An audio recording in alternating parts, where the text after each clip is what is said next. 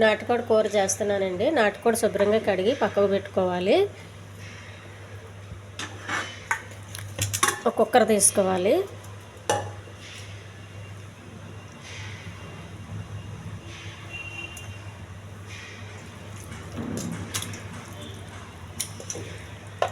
మొత్తం కడిగి పెట్టుకున్నది కుక్కర్లో వేసుకొని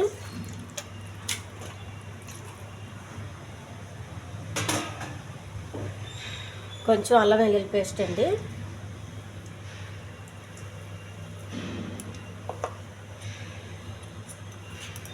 పసుపు,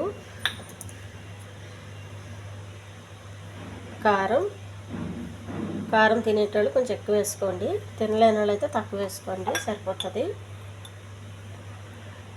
గరం మసాలా, కొంచెం ఉప్పు, కరివేపాకు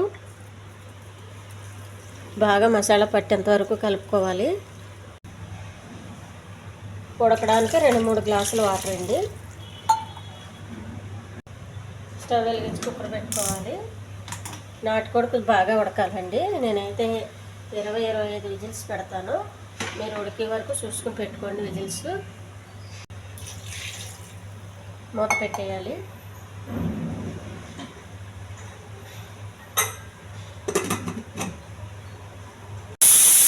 చికెన్ విజిల్ వచ్చేలోపు బాగా ఉడికేలోపు తాలింపు రెడీ చేసుకోవాలండి. స్టవ్ వెలిగించి పెనం పెట్టుకోవాలి.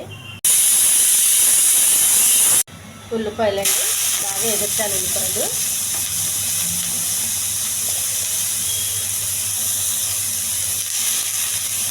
పచ్చిమిర్చి,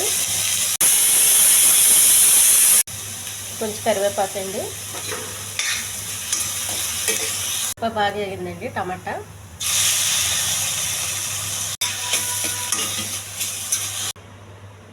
ఉడికిన నాటుకోడి అండి, బాగా ఉడికిపోయింది. ఇంకా మళ్ళీ పెద్ద ఉడికిచ్చే అవసరం లేదు.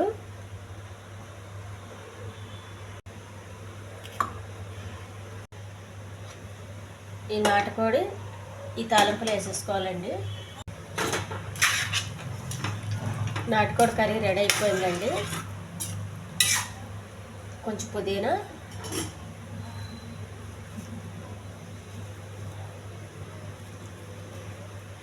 ఈ ఛానల్ నచ్చితే సబ్స్క్రైబ్ చేయండి, షేర్ చేయండి, లైక్ చేయండి, కామెంట్ చేయండి. టేస్టీ కర్రీ రెడీ అయిపోయింది.